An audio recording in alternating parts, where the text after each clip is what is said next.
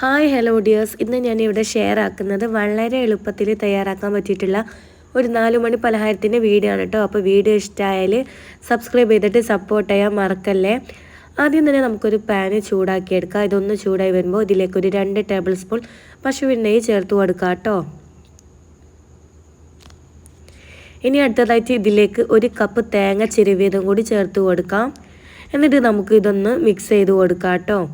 നമ്മൾ പായം നിറച്ചതിനൊക്കെ തേങ്ങ ഇതുപോലെ വറുത്തെടുക്കൂല, ആ ഒരു രീതിയിലാണ് ഇത് വറുത്തെടുക്കേണ്ടത്. ഇനി ഇതിലേക്ക് അടുത്തതായിട്ട് 3 ഏലക്കായി ചതച്ചതും കൂടി ചേർത്ത് കൊടുക്കാം കേട്ടോ. ഇനി അടുത്തതായിട്ട് മധുരത്തിന് ആവശ്യമായിട്ടുള്ള 1 ടേബിൾ സ്പൂൺ പഞ്ചസാര കൂടി ചേർത്ത് കൊടുക്കാം. നമ്മുടെ ചെറുപഴത്തിന് നല്ല മധുരം ഉള്ളത് കാരണമാണ് കേട്ടോ ഞാനിവിടെ 1 ടേബിൾ സ്പൂൺ പഞ്ചസാര ചേർത്തിട്ടുള്ളത്. എന്നിട്ട് നമുക്ക് എല്ലാം കൂടി നല്ലപോലെ ഒന്ന് മിക്സ് ചെയ്ത് കൊടുക്കാം.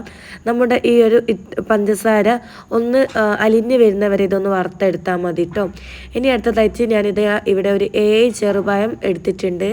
ഇതിൻ്റെ തൊലിയെല്ലാം കളഞ്ഞതിന് ശേഷം ഒരു മിക്സിൻ്റെ ജാറിലേക്ക് ഇട്ട് കൊടുക്കാം കേട്ടോ. അപ്പം വീട്ടിലുണ്ടായിട്ടുള്ള പായയിന് കേട്ടോ ഇത്. അപ്പം ബാക്കി വന്നപ്പോൾ ഇതുകൊണ്ട് എന്ത് റെസിപ്പി തയ്യാറാക്കാമെന്ന് ഇങ്ങനെ ആലോചിച്ച് നിൽക്കുമ്പോഴാണ് ഈ ഒരു ഐഡിയ കിട്ടിയത്.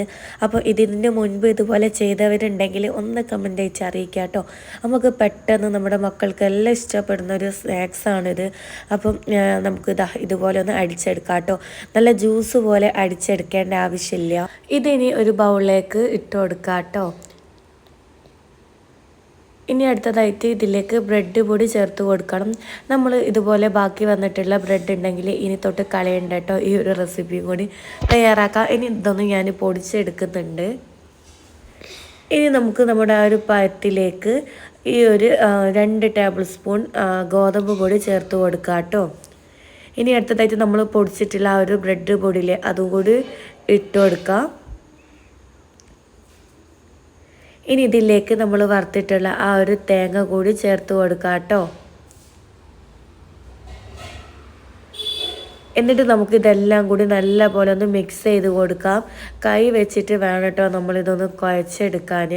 കുഴച്ച് വെച്ചിട്ടുള്ള ഈ ഒരു മിക്സ് നമുക്ക് ഇഷ്ടമുള്ള ഷേപ്പിൽ ചെയ്തെടുക്കാം കേട്ടോ. കട്ട്ലേറ്റിൻ്റെ ഷേപ്പിലോ വടൻ്റെ ഷേപ്പിലോ നിങ്ങൾക്ക് ഏത് ഷേപ്പിലാക്കി എടുക്കുന്നതാണോ എളുപ്പത്തിൽ അതുപോലെ ചെയ്തെടുക്കാം കേട്ടോ.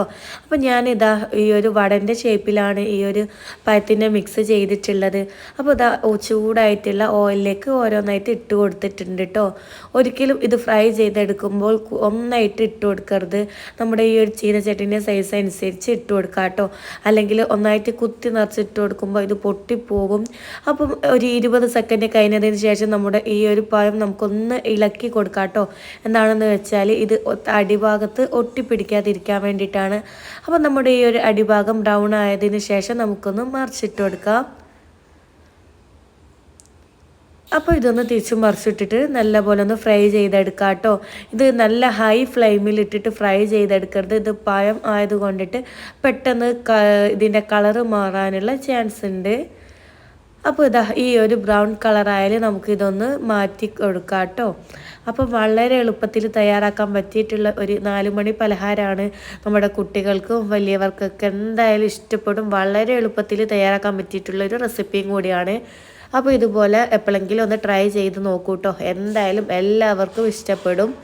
ഇനി നമുക്ക് ഇതുപോലെ ബാക്കിയുള്ളതൊക്കെ ഒന്ന് ഫ്രൈ ചെയ്തെടുക്കാം കേട്ടോ.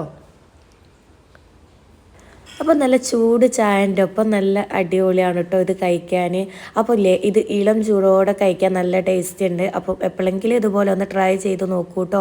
അപ്പോൾ ഇഷ്ടമായാൽ എന്തായാലും കമൻറ്റ് അയച്ച് അറിയിക്കുക. അപ്പോൾ ഫാമിലിക്ക് ഫ്രണ്ട്സിനൊക്കെ ഇതൊന്ന് ഷെയർ ചെയ്യുക കേട്ടോ. അപ്പോൾ വീഡിയോ ഇഷ്ടമായാൽ സബ്സ്ക്രൈബ് ചെയ്യാൻ മറക്കല്ലേ. നിങ്ങളൊക്കെ സപ്പോർട്ട് ഉണ്ടെങ്കിൽ മാത്രമാണ് ഇനിയും വീഡിയോസ് ചെയ്യാനുള്ളൊരു പ്രചോദനമാവുള്ളൂ.